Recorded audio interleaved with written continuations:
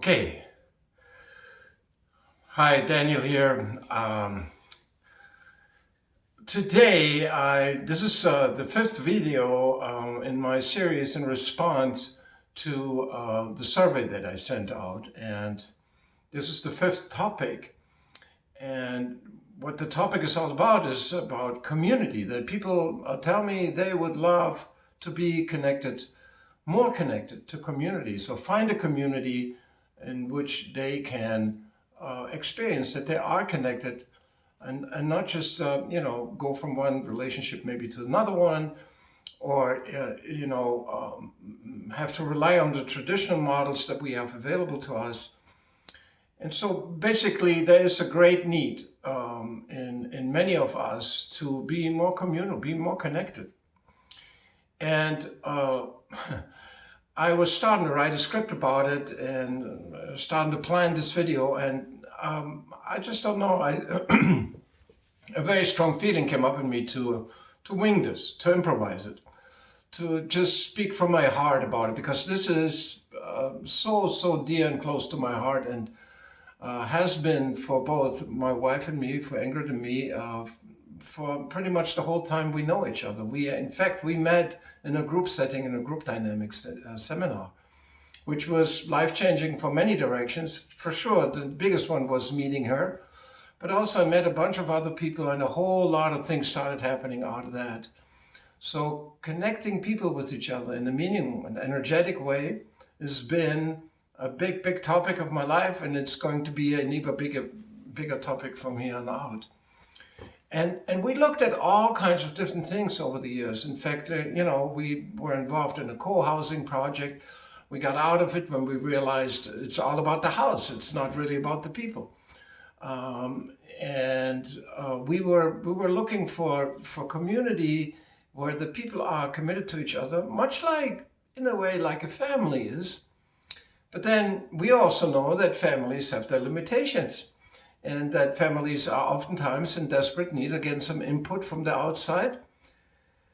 So, in other words, this is a really big topic, and this is not going to be the last video I do about it. In fact, I thought about starting a series around community and the topic of community, and I will do so and share what I find, share my little stories around it. And so today, the biggest thing that I like to point out is when I all of a sudden, one day I had a pretty bad cut on my finger, and I went to the local Walgreens here, and I was looking at all the Band-Aids, and here was the perfect Band-Aid hanging right there. I was taking it off and went home and was so filled with thankfulness that this really difficult cut, I had this beautiful Band-Aid that would cover it.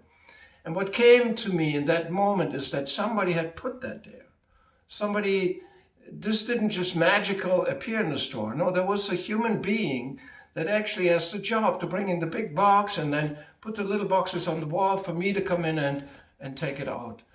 And something clicked in me. And I remember Ingrid and I having a conversation about that in our desire to have more community, that we kind of missed a little bit that we're already living in community, and living in community that actually cares for us. We may not see it that way. We may not understand it that way. We may not know that that's actually available to us at all times. But if we pay attention, then we realize, today in the days of Amazon, you go online, you place an order, something comes to you, it shows up on the doorstep. But let's not forget, all along the way, there were people involved in making this happen. It may look like it's not like that. It may look and it's all cyberspace and it's all perfect and you don't even see people, you don't see anybody sweat. Maybe you don't even see the UPS driver, the FedEx driver drops it off at the door. You just see the doorbell ring and now you got it. Well, for all that convenience, we also paid a bigger price because we don't have those little touch points anymore. We don't go to the store and know the person that much anymore because, increasing group of people are actually not going to the store anymore. They're just ordering everything online. And I don't know about you, but maybe you start seeing a little bit of a correlation here, just like I see, that the hunger and the great need nowadays for community comes partially and for some good part out of the fact that we have created a world in which we're more and more and more disconnected, which of course in a way allows us to live more authentic lives, live our own life, do whatever we want. We don't have to listen to others that much. We can just freely make our own choices, but we pay a price for that. And because this development has been very gradual and has been in the direction of personal freedom and all that, it makes a lot of sense that we had to go that far. But now it also makes sense that we realize that something has been lost. And in fact, maybe that we need to make a step into a bigger community, into a bigger realization. Well, in integral philosophy, we talk about egocentric, ethnocentric, world-centric, cosmocentric. In other words, an expanded understanding of the world that we have that is more and more inclusive. I'm not just including myself and my needs and my passions and desires into the picture. No, I include my tribes, my family and my people's desires into that, and I protect that. But then that's not enough anymore, and for many of us that's just not even available. Our families, so much divorce, so many complications, so we skip that a little bit. For many people that's not even available, right? And so here we find ourselves being in need of a bigger community, and we don't know exactly how is that going to look like. And we pull our own ideas over that, and and it's all valid, it's all wonderful. But where we go on with this is, from my perspective, to be world-centric, to include the entire human community into this, and then community that goes beyond human life into the animals, the plants, everything that is alive, make that our community. And from there, we go even bigger. So we become more and more inclusive. And that seems to be an evolutionary movement that's happening here. And there's not one particular entity in charge of it. It's just something that happens, and we got to include that. Now that's very, very contentious, as you know. Right now we have a political system that likes to keep people out. And that's not just a trend in America, that seems to be a trend all over the planet. We solved the problem of the increasing number of people around the world and exploding populations by saying, okay, we're going to keep this, what we got over here, and we keep the others out. And eventually, we kind of all know that that's not going to work. We got to become a human family. And so, before I get lost in this topic, which is obviously so big and so charged, and really not a one-way-fits-all answer will ever do it, I'd like you to consider this, that you already live in a caring community, that there are the people in this society around you, all around you, they do their thing to contribute to life. And they may not be aware of it, they may not even enjoy that very much because they're not at the perfect place where they are. But we have amazing communities that keep us safe, that make a lot of things work, that are absolutely unbelievable. A big example is the international flight guidance system. There's thousands and thousands of people in a system that spans the entire world, and it works pretty much flawlessly. It's an amazing example of cooperation between people worldwide that is unbelievable, and we never talk about it. We have many, many, many other systems that work like that, and they work already for us. There's not a future, it's already here. But it seems like our inner world is a little bit lagging behind. And so the other piece I'd like to point to is what I touched on in the last video, about you find yourself feeling disconnected from the people around you. Well, I think this is the biggest riddle in our future. The riddle is simply this: as we get closer to each other, as we build groups and larger communities, the actual energy, which is a real thing, nervous energy, life energy, the electromagnetic energy that flows in our nervous system, that gets turned on. Intimacy turns on our system, and furthermore, collaborative fields turn on our systems. If we really get connected to a functional, powerful team, that turns on our system. And for many of us, even though there's a lot more energy flowing, that's not pleasant in the first place. What first happens is that all the resistance comes up in us, all the not knowing around what does that mean to be that connected. And we know this even from one-to-one relationships.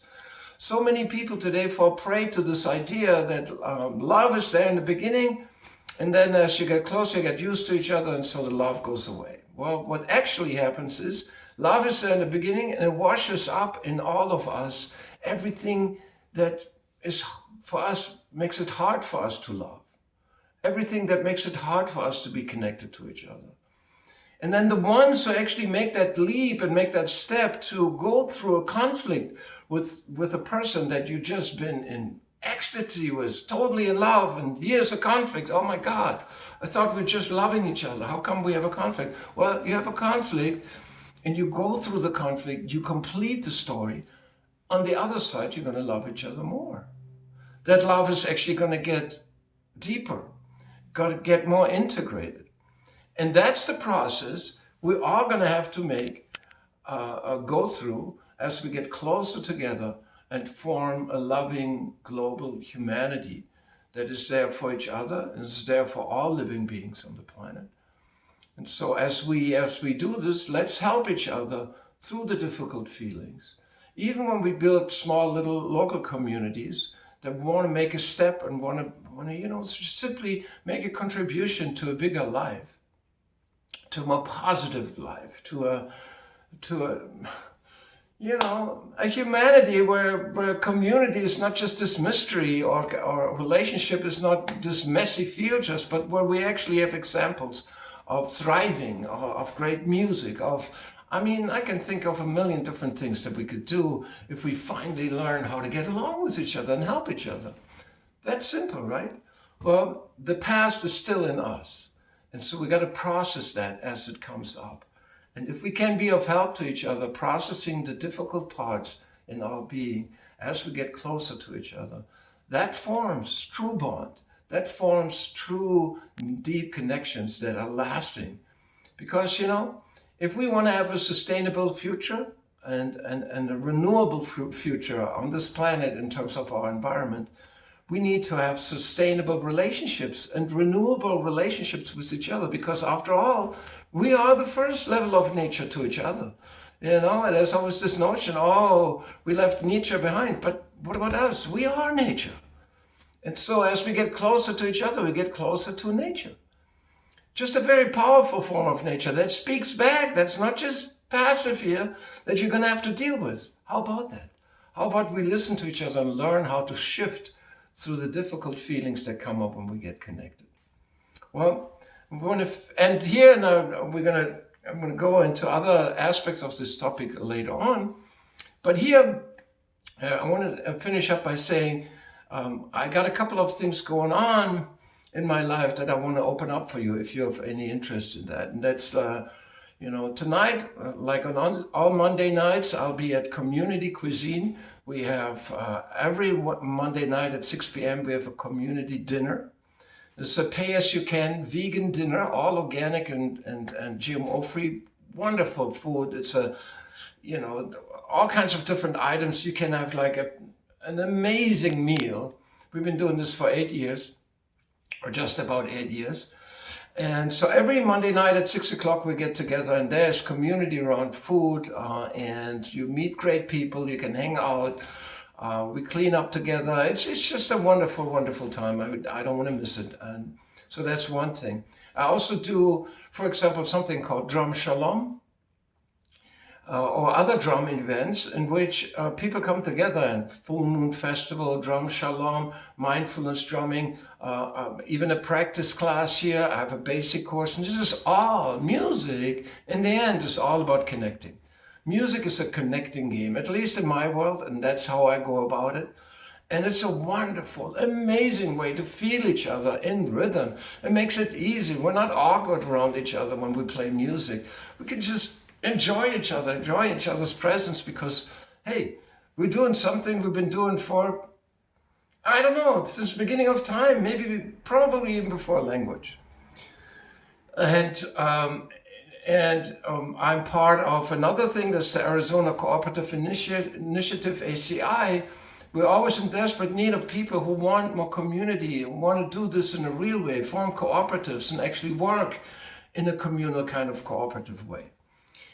And so on and so forth. There's various other things. I'm going to put more links on the bottom here.